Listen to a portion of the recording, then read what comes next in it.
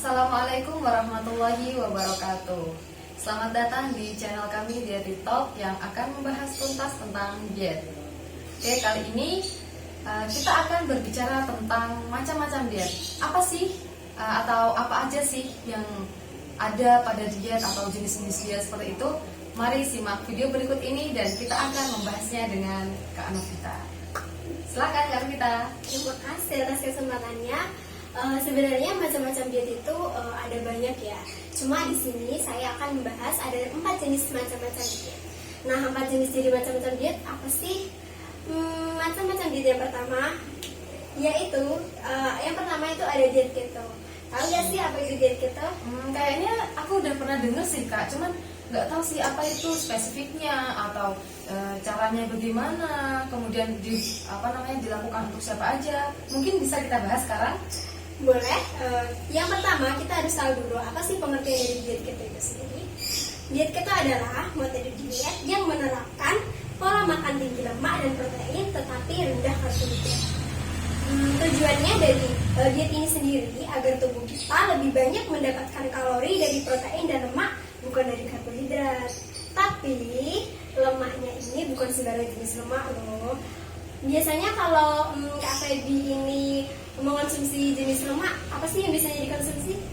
Kalau jenis-jenis lemak kayak gitu ya Kak, aku sebenarnya nggak terlalu tahu ya. Cuman kadang ya taunya yang ada kandungan berminyak atau yang sedikit licin-licin kayak gitulah, pokoknya kayak seblak-seblak apa itu yang ada minyak-minyaknya Ya, dikit. makanan yang sekarang gitu ya. Nah, contoh kecil ini ya, mungkin saat saya sendiri, saya itu kalau makan tanpa gorengan itu kayaknya kurang afdol gitu ya. Padahal lemak dalam gorengan itu termasuk lemak yang tidak sehat. Nah, sumber lemak yang sehat itu contohnya apa sih? Mungkin bisa diganti dengan dari susu, terus dari telur organik, dari minyak yang bukan minyak kelapa sawit yang pada umumnya, mungkin bisa diganti dengan minyak zaitun atau minyak jagung seperti itu.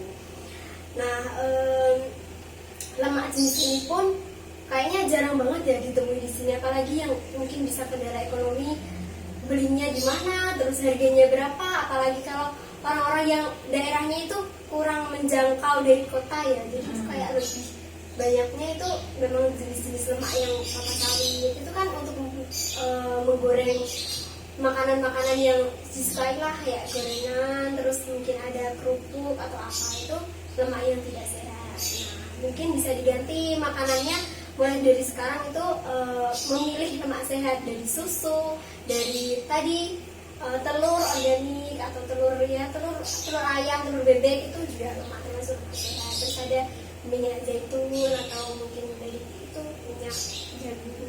Gitu. Terus aku mau nanya dong Kak, misalnya nih, kan kakak kan itu ya suka banget sama gorengan, terus nggak akan bisa makan ya, bisa dibilang seperti itu mungkin ya. Hampir seperti itu. Itu caranya gimana sih? Kan hasrat kita itu pasti tinggi tuh, apalagi kalau udah kebiasaan. Dan meninggalkan kebiasaan itu paling susah ya nggak sih? Bener banget. Spill dong caranya. Gimana ya, kalau saya sendiri sih kenapa bisa, kan karena saya nggak bisa makan kalau tanpa gorengan. Karena saya ini bisa makan tanpa gorengan, untuk mengantisipasi atau membelokkan, mengalihkan itu mungkin dengan yang pertama, porsinya mungkin saat saat sarapan saya harus makan gorengan 2. Besoknya saya kurangi setengahnya dulu, setengahnya saya kurangi jadi 1,5. Kan kita nggak bisa langsung menghilangkan kebiasaan secara sempurna ya, jadi kita harus bertahap menghilangkannya. Nah, itu saat pertama saya menguranginya sedikit, terus selanjutnya lagi dikurangi sedikit, akhirnya kita bisa tuh makan tanpa gorengan. Tapi kalau ada gorengan ya tetap dimakan sih.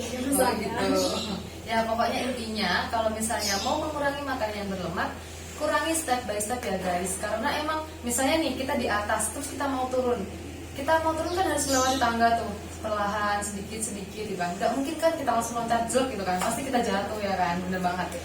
Oke, setelah itu kita lanjut ke jenis diet yang kedua. Jenis diet yang kedua, apa itu jenis diet yang kedua? Jenis diet yang kedua itu ada 2 jenis diet, yaitu yang disebut Atkins. Jenis diet ini hampir sama dengan diet yang pertama, cuman diet ini tuh mengendalikan asupan karbohidrat. Jadi kita kayak tetap mengkonsumsi karbohidrat, cuma dikendalikan, enggak misal kita kalau sarapan makannya harus 2 piring nih ya, ini dikendalikan, mungkin bisa diubah jenis karbohidratnya ataupun bisa dikurangin step by step seperti tadi. Nah, sebagai gantinya karbohidrat ini kita bisa menggantinya dengan konsumsi lemak. Tapi konsumsi lemaknya pun tidak lemak yang tidak sehat ya, sebetulnya di gorengan itu bisa diganti dengan lemak yang lainnya. Bedanya jenis diet ini dengan jenis diet yang pertama, kalau jenis diet yang pertama kan ada proteinnya juga. Nah, jenis diet ini tuh boleh hanya mengkonsumsi lemak sih, proteinnya ada, cuma di jenis diet ini tuh lebih menekankan ke lemak. Jadi kayak kalau yang jenis biasanya di diet yang lainnya kan kita menghilangkan lemak atau mengurangi lemak ya. Nah di sini tuh malah kita harus menganjurkan lemak, tapi tetap harus mengkonsumsi karbohidrat juga. Gak mungkin kita hanya mengkonsumsi minyak zaitun aja, kan nggak kenyang ya. Sesuai dengan kebutuhan kita dan sesuai dengan aktivitas kita sih. Begitu. Kan ini kan itu ya Kak, tadi kan lebih ditekankan ke lemak ya.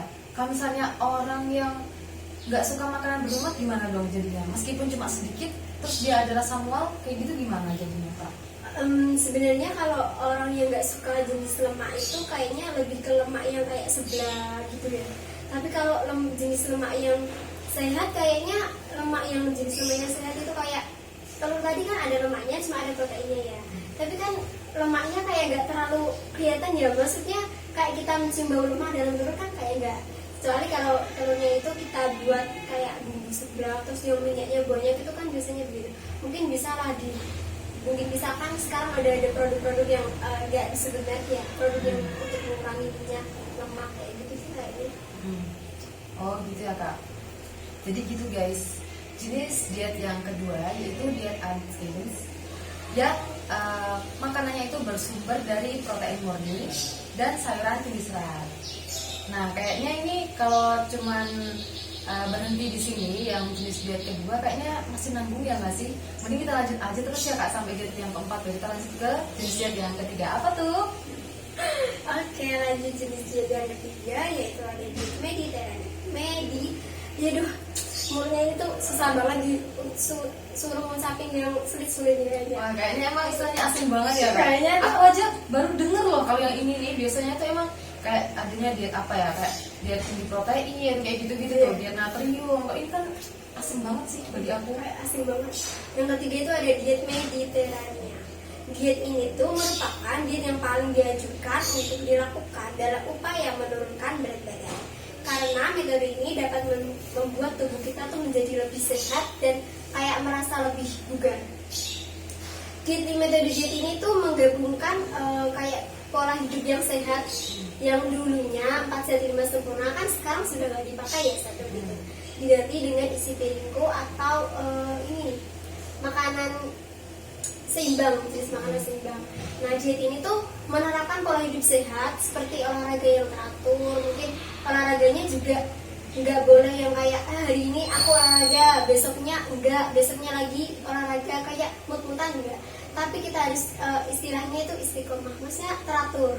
Mungkin sehari bisa lah kita melakukan olahraga, mungkin jalan jogging pagi, jogging sekitar 10 menit, tapi setiap hari dilakukan. Itu pola hidup sehat yang itu, sama konsumsi makanannya harus seimbang. Makanan seimbang mungkin harus ada karbohidratnya, ada sayurannya, ada jenis buah-buahannya, terus ada jenis lemaknya mungkin, terus ada jenis proteinnya. Oh gitu. Terus ini sih Kak, kadang kan ada nih orang yang misalnya badannya gede gitu ya, mungkin bisa dibilang overweight atau obesitas kayak gitu kan. Sebenarnya dia tuh pengen diet gitu kan ya, cuman dia tuh nggak tahu, atau enggak mungkin dia udah tahu kalau misalnya cara diet yang benar itu bukan kok malah pagi nggak sarapan misalnya guys, pagi nggak sarapan, siang nggak sarapan, terus malamnya makan banyak tuh. Padahal kayak gitu salah ya kan Kak, benar? Iya salah. Terus kalau misalnya orang tersebut itu udah tahu nih cara diet yang benar, yaitu mengurangi porsi makan dan disesuaikan dengan gizi-gizi seimbang gitu, apakah dia itu tetap harus olahraga atau cukup dengan melakukan aktivitas yang mungkin aktivitas fisik yang bisa dibilang masuk ke kategori berat, atau emang harus antara aktivitas fisik dan olahraga itu seimbang? Gimana tuh Kak? Kalau menurut saya ya, menurut saya pribadi, ini kan statement orang berbeda-beda.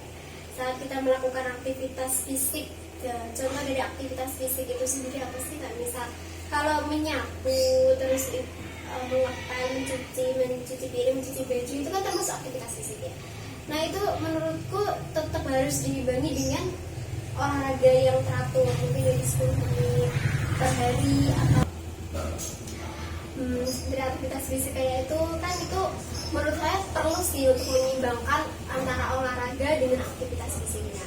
Karena mungkin ya saat kita menjalani aktivitas fisik itu karena disuruh orang tua jadi kita kayak hati kita tuh kayak agak ikhlas gitu, mungkin bisa jadi kan karena untuk menjalani kehidupan pola hidup yang sehat itu kan harus sehat fisik dan juga sehat psikis.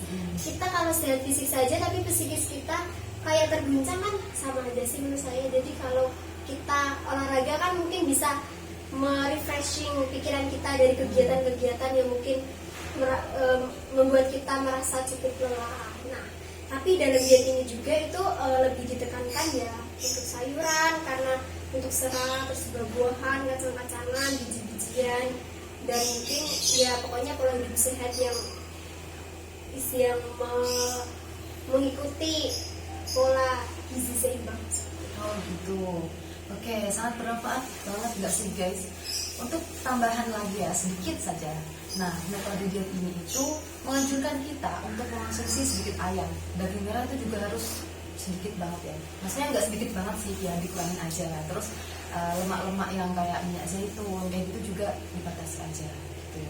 Nah, selanjutnya kita lanjut aja ya ke diet yang keempat, biar nanti kita bisa menyimpulkan dan kita bisa membandingkan diet mana sih yang cocok untuk kita. Atau ya kalau saya nggak perlu diet ya karena udah kurus kayak gini nih, karena kita juga ini udah kurus nih, udah bagus kan. Jadi nanti mungkin teman-teman bisa banget nih coba-coba jenis-jenis diet atau macam-macam diet yang udah kami bicarakan tadi. Oke, selanjutnya yang keempat apa itu Kak?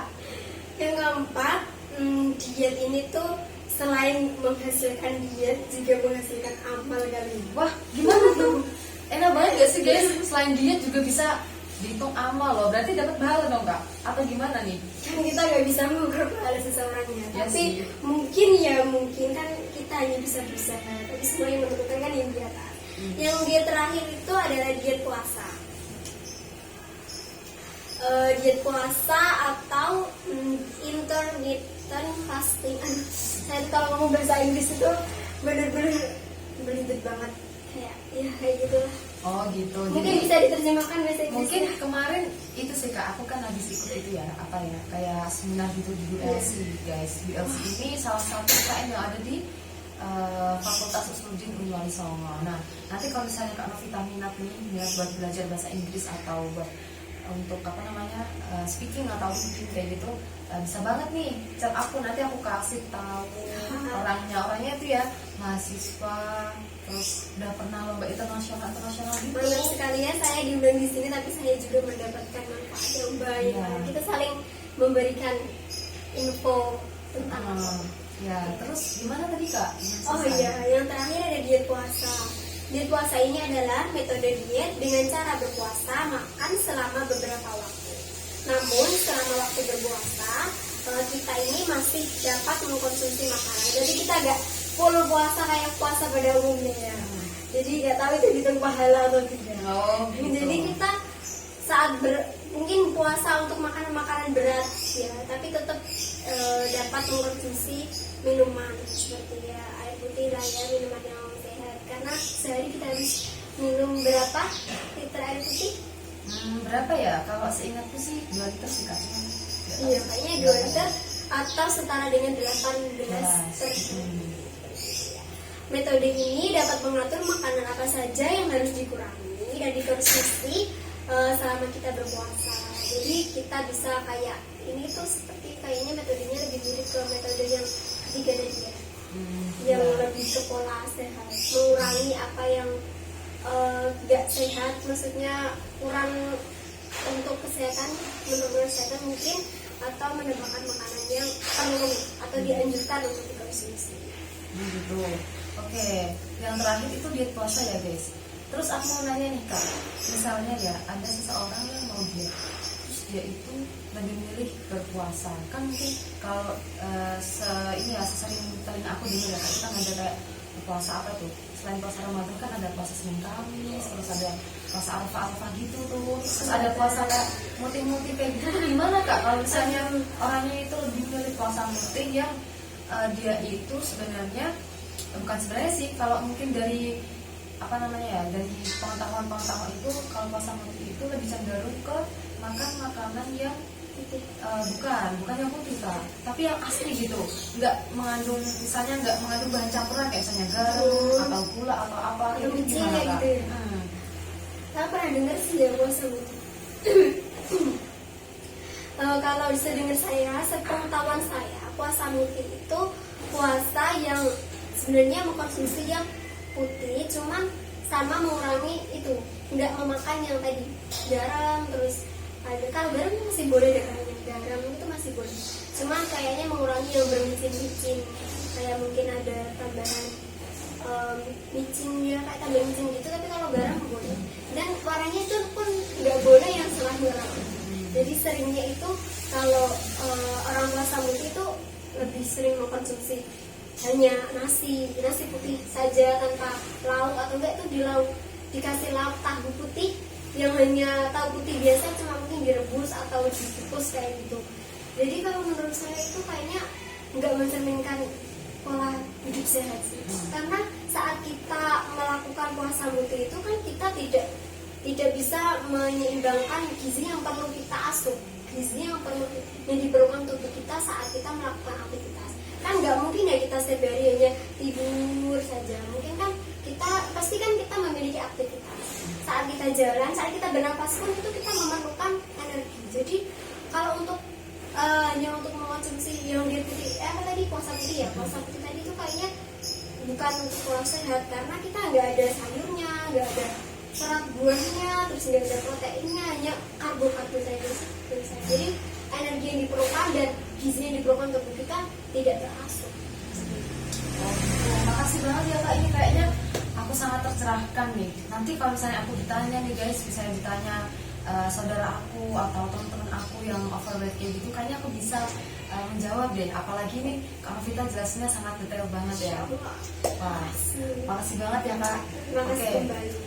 Kemudian yang bisa ditarik garis kesimpulan tuh apa sih guys? Pokoknya itu ya, kalau misalnya teman-teman ini mau diet, kita itu harus tahu ilmunya dulu. Kalau misalnya benar-benar nggak tahu nih, kan emang diet kan ilmunya nggak segini ya, atau cuman setumpuk buku seperti ini kan enggak ya. Jadi kita itu untuk cari solusinya, maksudnya jalan tercepatnya itu kita bisa melakukan konseling kepada ahli gizi. Kalau apalagi kan generasi milenial seperti ini kan apa namanya ya, malas baca buku tuh, apalagi yang dalam bentuk PDF kayak gitu ya. Meskipun emang nggak semua apa namanya ilmu itu harus kita dapatkan melalui membaca buku seperti itu.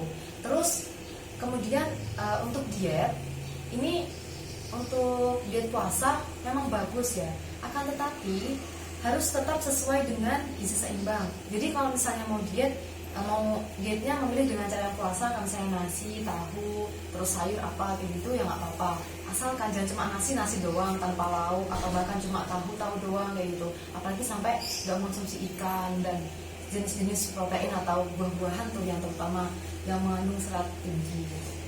Oke, kali ini mungkin pembahasan kita kali ini sampai sini dulu ya guys. Bisa kita sambung di pertemuan selanjutnya. Sekian dari kami, atas kekurangannya mohon maaf. Wassalamualaikum warahmatullahi wabarakatuh.